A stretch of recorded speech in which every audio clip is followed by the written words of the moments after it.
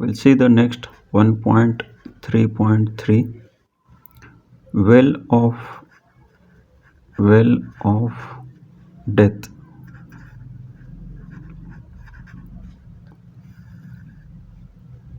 उसे हम मौत का कुआं कहते हैं, मौत का कुआं. Well of death is nothing but मौत का कुआं. सो this is the well of death. ये कुआं है. ओके, सिलेंड्रिकल सरफेस दिख रहा है यहाँ पे. सो this is the well of death. इसका जो रेडियस है, रेडियस इज r. ओके, अपने सर्कस में देखा होगा कि मोटरसाइकिलिस्ट जो है इसमें स्टंट करता है मौत के कुएं में. ओके, सो वो जो मोटरसाइकिल रहेगा, बाइक रहेगा, it will perform a circular motion, circular path पे. ओके, तो जो मोटरसाइकिलिस्ट है वो यहाँ पे है. So this is the motorcyclist and वो सर्कुलर मोशन कर रहा है ये मौत के कुएं में. तो उसके ऊपर जो है centrifugal force is acting. Okay, circular motion कर रहा है तो उस पर सेंट्रीफ्यूगल फोर्स रहेगा which is away from the centre. Centrifugal force is mv² divided by r. और क्या क्या फोर्सेस एक्ट होंगे इस पे? Weight of that motorcyclist, weight is acting in the downward direction. उसका वेट जो है डाउनवर्ड एक्ट होगा m इंटू जी. बाइक और उसके ऊपर जो आदमी बैठा है दोनों का जो मिलके वेट रहेगा that is m. Mass is m. तो this mass is acting in the downward direction. तो मोटरसाइकिलिस्ट जो है नीचे फॉल होने का चांसेस है, तो नीचे फॉल होगा वो ड्यू टू द ग्रेविटी. तो फ्रिक्शन जो है, friction will oppose this motion. Friction जो है अपोजिशन का काम करेगा, अपोजिशन पार्टी के जैसा है, तो वो अपोज करेगा इसको. तो फ्रिक्शन कैसे एक्ट होगा? अपवर्ड एक्ट होगा, अपवर्ड. नेक्स्ट जो है नॉर्मल रिएक्शन. नॉर्मल रिएक्शन कैसे रहेगा? Normal reaction is always perpendicular to the surface. तो ये जो सिलेंड्रिकल केज है, okay, so this is the surface. ये सरफेस के ऊपर वो बाइक को राइड करने वाला है, घुमाने वाला है. तो ये सरफेस के परपेंडिकुलर जो है नॉर्मल रिएक्शन रहेगा. Normal reaction is perpendicular to the surface. Okay, so now balance the horizontal and vertical forces. Okay, तो हॉरिजॉन्टल फोर्सेस को बैलेंस करेंगे. हॉरिजॉन्टल फोर्सेस को बैलेंस करते हैं. तो हॉरिजॉन्टल में क्या है? नॉर्मल रिएक्शन है n इज इक्वल टू उस साइड में centrifugal force mv² divided by r. So this is equation 1. Vertical forces को बैलेंस करते हैं. वर्टिकल फोर्सेस, वर्टिकल फोर्सेस, ये मोटरसाइकिलिस्ट के ऊपर जो भी फोर्सेस लग रहे हैं वर्टिकल डायरेक्शन में उसको बैलेंस करते हैं. तो वर्टिकल फोर्सेस क्या है? F है, acting in the upward direction. तो it is equal to m into g. तो फ्रिक्शन जो है, let us will consider the maximum friction. Maximum friction consider करते हैं. Okay, as we know the frictional force, friction depends on the ये surface and the tyres of that vehicle या bike, इसके ऊपर depend है. तो will take the maximum friction. Maximum friction is known as limiting friction. कैसे निकालते हैं? Limiting friction is mu into N. Mu is coefficient of friction, coefficient of friction. Okay, तो ये मैक्सिमम फ्रिक्शन हम यहाँ पे सब्स्टिट्यूट करते हैं. Instead of F I can write mu n is equal to m into g. तो n का पता है हमें, n is nothing but mv² by r. तो n की जगह पे क्या लिखते हैं? mv² by r. Mu into mv² divided by r, n की जगह पे mv² बाय r लिखा इक्वेशन 1 से, it is equal to m into g. तो इधर का m और ये m कैंसिल हो जाएगा। हमें सेफ स्पीड निकालना है कि मिनिमम उसका स्पीड इतना होना चाहिए so that he will not fall down. तो स्पीड निकालने के लिए v का वैल्यू निकालते, v इक्वल टू ये इधर जाएगा r into g divided by mu, और ये स्क्वायर रूट में आएगा, स्क्वायर रूट में। तो v equal to r g divided by mu, r g divided by mu. So this is the safe minimum speed, minimum speed required. इतना तो minimum speed चाहिए so that the motorcyclist will not fall down. अगर इससे कम speed रहेगा तो motorcyclist जो है नीचे गिर जाएगा। Okay, so this is the minimum speed required in the well of death. मौत का कुआं जो है उसमें इतना स्पीड मेंटेन करना चाहिए मिनिमम। इससे ज़्यादा रहा तो चलेगा बट इससे कम स्पीड नहीं होना चाहिए। तो ये स्पीड किसके ऊपर डिपेंड है? This radius of this cylinder या मौत का कुआं का जो भी रेडियस है r, g is acceleration due to gravity and mu is coefficient of friction between this surface, ये जो भी केज बनाया हुआ है सिलेंड्रिकल केज है उसका सरफेस, एंड द जो बाइक के टायर्स इसके बीच में जो भी फ्रिक्शनल कोएफिशिएंट ऑफ फ्रिक्शन रहेगा इसके ऊपर डिपेंड। नेक्स्ट देखते हैं रोटेटिंग डिस्क। सर्कुलर डिस्क है, इसको ही हम 3 डायमेंशनल में ऐसे दिखा सकते हैं इसको।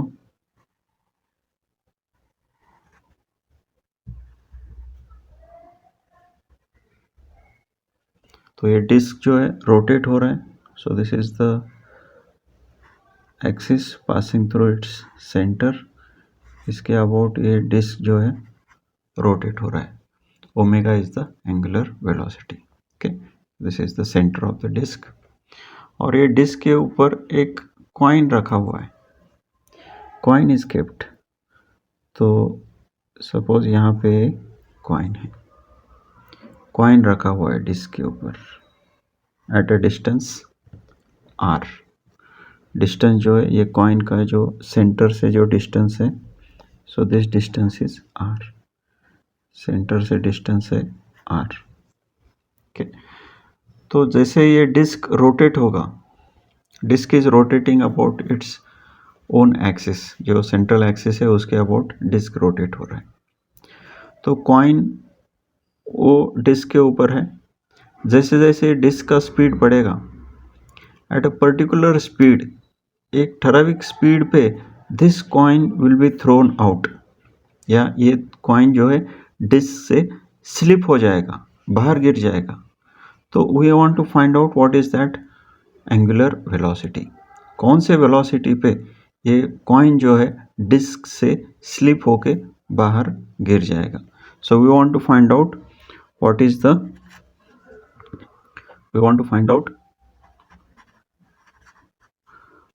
The safe value of angular velocity,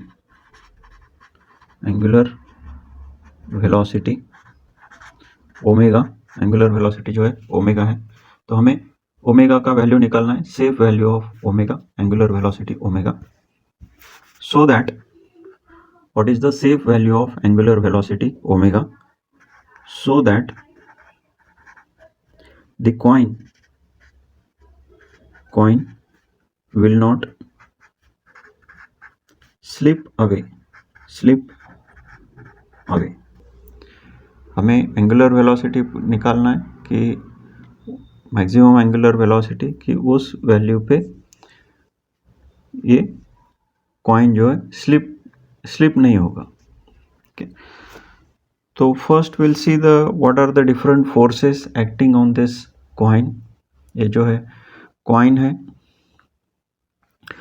coin जो है ये जैसे डिस्क रोटेट हो रहा है तो ये कॉइन भी it is making a circular motion, एक सर्कुलर मोशन में है। तो सर्कुलर मोशन है तो उसके ऊपर क्या एक्ट होगा, centrifugal force is acting away from the centre.